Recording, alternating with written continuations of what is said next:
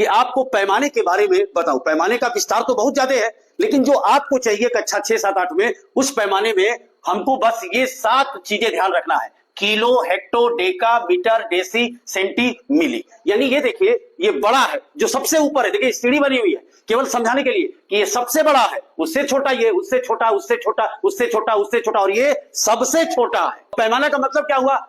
इसके मान को इसमें बदलिए या इसको इसमें बदलिए, यानी किसी को किसी में बदलना है। जिसमें दे दे पेपर में, उसको बदलने की क्रिया आपको मालूम होनी चाहिए। अब इसी के लिए मैंने ट्रिक बनाया है। कैसे आप समझोगे? तो देखिए, पहले तो इसे याद करना होगा कैसे बड़ा छोटा है। तो kilo, hecto, deca, metre, deci, centi, millimetre.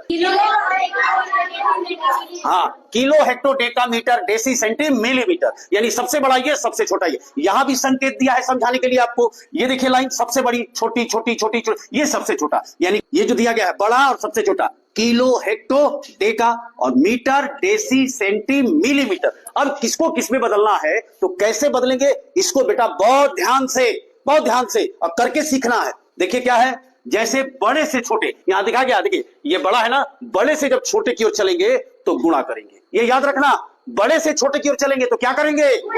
और जब छोटे से बड़े की ओर चलेंगे तो क्या करेंगे? यानी सीढ़ी पर चढ़ेंगे तो भाग देंगे, और सीढ़ी से उतरेंगे तो क्या करेंगे? गुणा करेंगे। इसका मतलब कि जब मिलीमीटर सेंटी के घर जाएगा तो क्या होगा? भाग। फिर ये यहां आएगा तो भाग, यानी नीचे से जैसे जैसे ऊपर चढ़ते जाएंगे भाग करेंगे बेटा, और ऊपर से जैसे जैसे नीचे उतरेंगे गुणा करते जाएंगे। ठीक है, इस पर भी आपको ध्यान देना है कि बड़े से छोटे के लिए क्या करेंगे?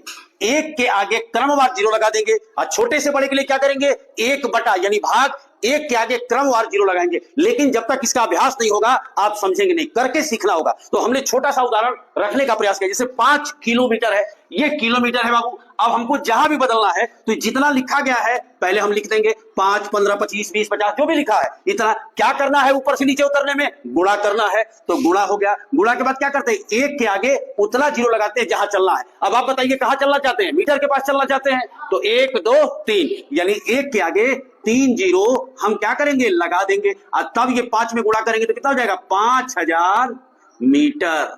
आई बात समझ में? उसी तरीके से ये देखिए, अगर 1 मिलीमीटर है, अब जिसमें बदलना चाहते हैं नीचे से ऊपर आप जाएंगे, मान लो कि हम इसको सेंटी में बदलना चाहते हैं तो ये तो ऑलरेडी 1 है। अगर यहां पर मान लो 5 रहता तो यहां क्या करते?